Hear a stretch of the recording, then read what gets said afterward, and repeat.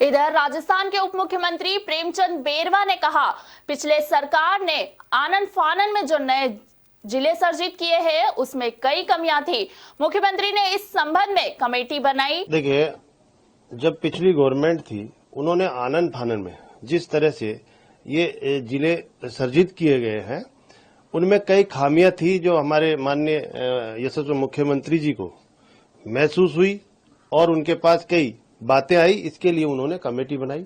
Committee बनाने के बाद में आज एक कमेटी और के पवार जी के नेतृत्व में और बनाई है। निश्चित रूप से वो हमारे को रिपोर्ट सौंपेगी, लेकिन हम हर आम व्यक्ति की, जनप्रतिनिधियों की जो भी बात है, जिस प्रकार से उसमें कोई खामियां रही है, कमियां रही है, उन कमियों को देखेंगे और माननीय हमारे यशस्वी मुख्यमंत्री जी को वो पेश करेंगे। खबर उत्तर प्रदेश के संबल से है, जहां एसडीएम विनय मिश्रा ने ट्रैक्टर पर बैठकर गांव के जल गोहद गांव है, जानकारी मिली है कि उसमें 3 दिन से पानी भरा हुआ, तो क्या व्यवस्था की गई है और क्या मामला सामने आया है? आप भी मौके पर आए। हम लोग गोहद गांव में खड़े हुए हैं इस समय। इस गांव की जो भौगोलिक स्थिति है वो ऐसी है कि गांव थोड़ा दबा हुआ है और आसपास का इलाका थोड़ा ऊंचा है और जल निकासी की प्रॉपर व्यवस्था न होने के चलते ये पानी यहाँ बरसात का भर गया है। तो हम लोग तत्कालिक रूप से यहाँ पे एक नाला खुदवा के थोड़ा यहाँ से 1 किलोमीटर दूर पे एक झील है, उधर ले जाने का प्रयास कर रहे हैं। 2 जेसीबी लगा के नाला खुदवाया जा रहा है। उम्मीद कर रहे हैं कि नाला खुदते ही ये तात्कालिक रूप से दूर हो जाएगी।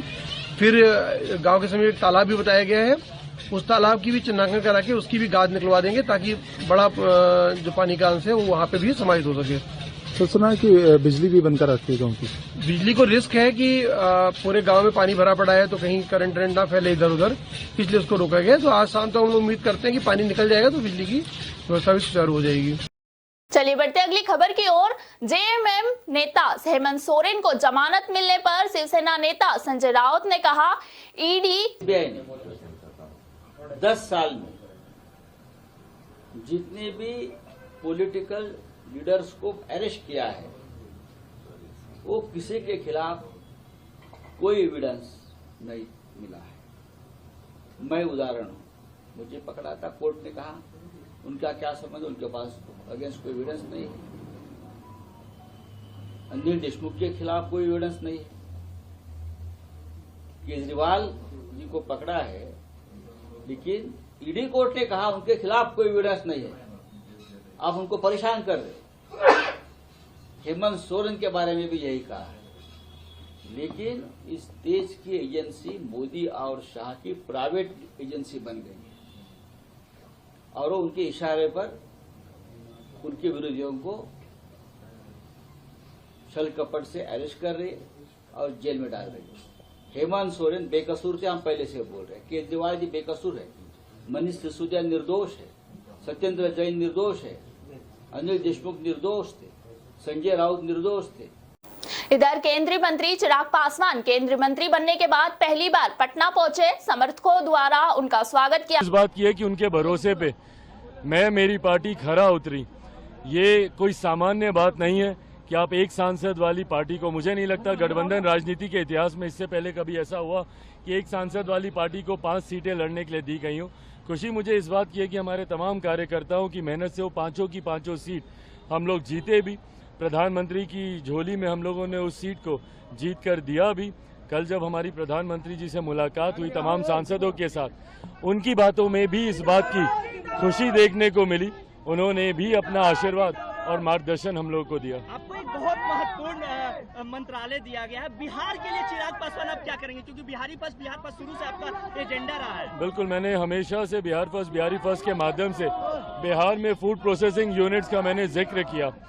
हाजीपुर का केला हो या मुजफ्फरपुर की लीची हो या यहाँ का आम हो या यहाँ का मखाना हो, मैंने हमेशा कहा है कि अगर यहाँ पे प्रोसेसिंग यूनिट्स लगेंगे तो यहाँ के किसानों को ज़्यादा आमदनी मिलेगी, राज्य का राजस्व बढ़ेगा, युवाओं के लिए रोजगार के अवसर खुलेंगे। ऐसे में अब जब मुझे खुद इस विभाग की जिम्मेदारी दी गई है तो ये बड़ी जिम्मेदारी है जिसको पूरी ईमानदारी से निभाते हुए बिहारी फर्स्ट की सोच को धरातल पर। खबर झारखंड से है, जहां जेएमएम सांसद महुआ माझी ने कहा, हेमंत सोरेन झारखंड में बहुत लोकप्रिय नेता है। पिछले चुनाव को याद कीजिए, 2014 के बाद जब डबल इंजन की सरकार थी झारखंड में, बीजेपी की सरकार थी, उस समय अकेले माननीय हेमंत सोरेन जी ने किस तरह से बदलाव यात्रा, संघर्ष यात्रा किया, किस तरह से जन सैलाब उमड़ा और किस तरह से उन्होंने यहाँ सरकार बनाई, विपरीत हवा थी उसके बावजूद। और उनका एक अलग ही पूरे झारखंड में जिस तरह से लोग उनको एक बहुत ही लोकप्रिय नेता के रूप में मानते हैं, स्वीकार करते हैं, वो इस बार भी देखने को मिलेगा। और हालांकि लोकसभा चुनाव में उनकी अनुपस्थिति ने से भी जो जनता है उन्होंने उनको उतना ही प्यार दिया, उन्होंने उनको उतना ही स्वीकार किया। और जो जन सैलाब उनकी रैलियों में, महारैली, उलगुलान महारैली जो हुई थी या न्याय यात्राओं में आपने देखा होगा कि उन लोगों ने उनको भूला नहीं और बल्कि और बाहर निकल के और ज़्यादा समर्थन दिया है। तो उनके बाहर रहने से आप समझ सकते हैं कि कितना ज़्यादा जोश और उत्साह रहेगा। जो भाजपा ने जो चाल चली थी ये सोचकर कि उनके यहाँ के लोकप्रिय नेता को उनसे दूर करके, जनता से दूर करके उनको ज्यादा वोट मिलेगा, लेकिन आपने देखा क्या हर्ष हुआ, 400 पार का नारा लगाने वाली भाजपा मात्र कुछ सीटों में सिमट गई।